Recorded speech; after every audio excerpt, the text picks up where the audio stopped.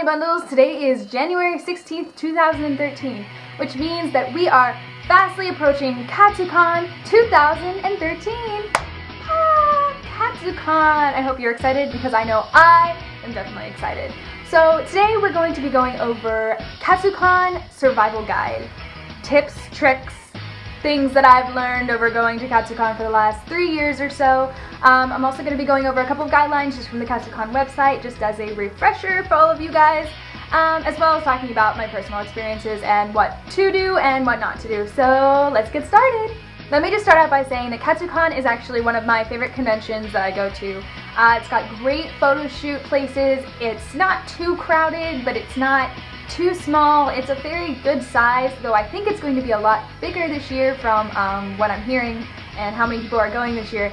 But the convention experience that I've had with Katsucon with the last 3 years that I've gone has been very positive. Katsucon this year is February 15th through 17th and is held at the National Harbor in Maryland. So just from my own personal experience with Katsucon, one of the #1 things that Sophia reminded me about actually is about the elevator system at Katsucon. At Katsucon, there's a lot of rooms that surround the big atrium type area inside the hotel. And elevators from different parts of the hotel will go up to different places in this atrium, or in this area around the atrium rather. So you should find the closest elevator to your hotel room, see where it takes you when you go downstairs, and from then on out, take that elevator to go back up.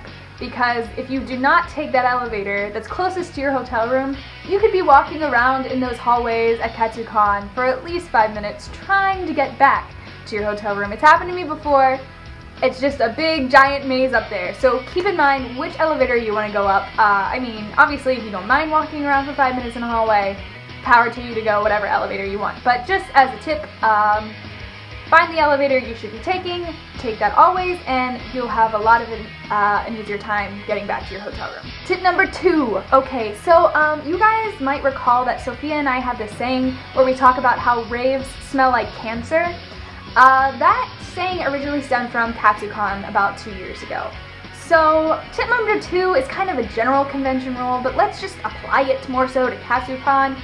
For the love of God, take a shower, people, especially before you go to the rave. Like, I know you're gonna sweat, and I know you're just gonna get dirty again, but for the love of God, it smells like cancer. For my own sanity and everyone else's sanity and enjoyment around you, shower daily, at least once.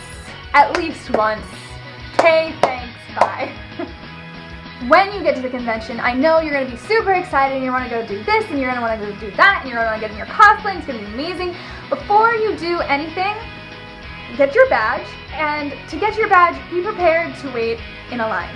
Last year at Katsucon, there was a pretty big line for the pre-registration badge pickup.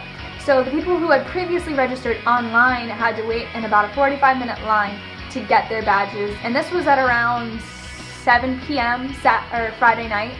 I don't know how it is earlier in the day to get your badge on Friday for pre-registration, but I do know that registration line, the one that you could like buy your badge at the door, was shorter than the pre-registration line. So just as a heads up, I'm not sure if they're going to be doing it differently this year, but if you did pre-register, bring your DS, bring your phone, do something, wait to get into cosplay if it's not a very comfortable cosplay before you get in pre-registration line to get your badge, because there may be a wait. It's happened the last 2 years for me, so if you're going Friday night to get your badge, just be prepared for that line. So one of the most asked questions is about the gazebo. The gazebo, the infamous gazebo of Katsucon. And I believe it was Jennifer who asked about the wait line. Jennifer, yes. Hi Jennifer. Asked on my Facebook fan page, how hard is it to get to the gazebos for photos? Like, on a scale of 1 to 10, how crowded is it? Let's go with like 12. From my own experience, I've only done a couple photo shoots at the gazebo, and that's because the gazebo is always taken. So there's no real rule or regulation as to who can use the gazebo, obviously, but if you want to take photos there, my own suggestion to you would be If no one's there, then go for it, obviously. But if someone is there, ask the photographer how long they're going to be. Very politely ask, we're interested in taking photos here too. Are you going to be much, no, that sounds rude too. How much longer do you think you're going to be with your shoot? And they'll answer you and say, would you mind if we used it after you? Obviously they'll say they don't mind, but you're gonna want to stay there and almost camp that gazebo. Make sure you're out of photographer's photos if you're gonna camp the gazebo, but you're gonna want to stay there, and when they leave you're gonna want to jump on the gazebo because it's really hard to get photos there.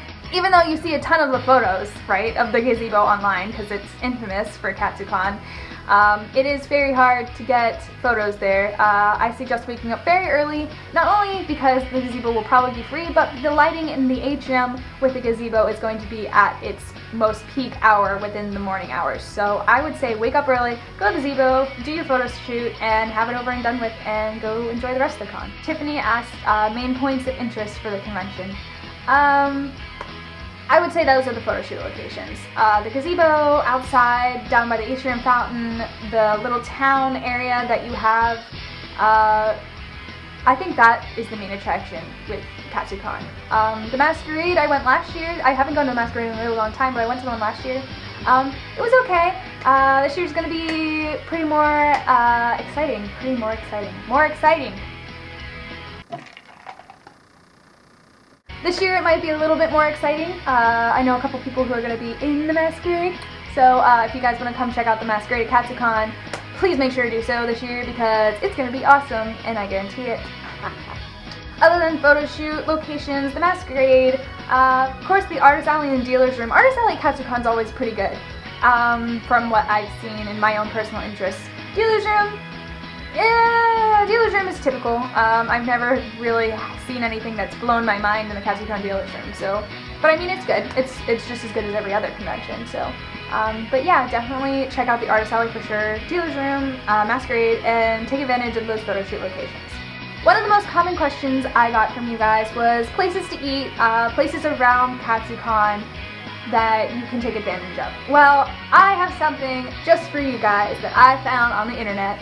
Okay, I'm not taking credit for this, I did not do this, but I have a map of Katsucon and all of its restaurants and all the things that are by Katsucon. If you want to see a map of this, the link is going to be in the crotch bar. Look at that, there's going to be restaurants, you can see McDonald's is there. If you have medical emergencies, there's a CVS, medical emergencies. If you need like Tylenol or bandages or something, there's a CVS right there. The one place that I really want to go to and I haven't gone to is the Japanese restaurant that's in the harbor. My friend went to it. It's really expensive, she said, but I really want to check it out this year. Maybe, hopefully, I can go because I heard the sushi's really good. But yes, to answer that question with a very short answer, there's a map in the crotch bar. Click on it, look at it, see the restaurants, figure out what you're going to do, and I hope that helps you guys out a lot. One of the other questions that was asked a lot on my fan page is, where can you meet up with me?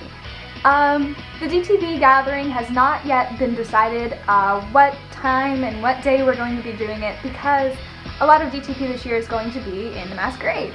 So it's looking like the gathering for GTP might be on Friday night this year at Katsucon. So if you're looking for me, of course, look out for that announcement on GTP. Click here on my face if you would like to go subscribe to GTP because I will be putting out the announcement video as to when our gathering is going to be, so I'll definitely be there. If you guys can catch me after the masquerade, maybe even there. Katsucon's not too big, so a lot of people tend to find me. I know a couple years though people haven't, so I'll be tweeting and stuff, and I'm sure I'll be posting on Facebook, letting you guys know. If I have downtime, I'll like chill somewhere, and if you guys have time, you can come and say hi, and we can hang out.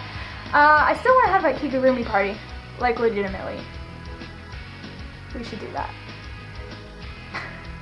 So if I have time in my schedule, because I'm going to be doing lots of shoots and practicing and all this other crap at Katsu, so if I have time, I definitely want to have the kigurumi party, and if I get my schedule finalized, kigurumi party is going to happen. So bring your kigurumis, boys and girls, bring your kigurumis. We're going to roll on the floor and it's going to be so much fun, and that's probably going to be the highlight of my convention. We're in the masquerade, but Peekaboo party, so much better than the masquerade.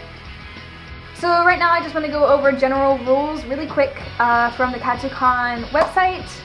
They're pretty simple, pretty easy to understand, pretty straightforward. So let's get these out of the way just as a refresher to remind you guys who might be wondering some things. Number one, please do not damage the convention space. Obviously this goes for your hotel room, the convention center. Home stink, I'm looking at you. Keep your paint to yourself. I love you. I'm sorry if you're a home stink. I love you. But please keep your paint to yourself. No one else wants that on their cosplay. And the hotel rooms, I remember last year hearing a rumor that the hotel was not very happy about gray paint all over the wall. So let's not do that again. Be sure to wear your attendee badge at all times and wear it so it can be visible. I know I throw mine over my back so it's like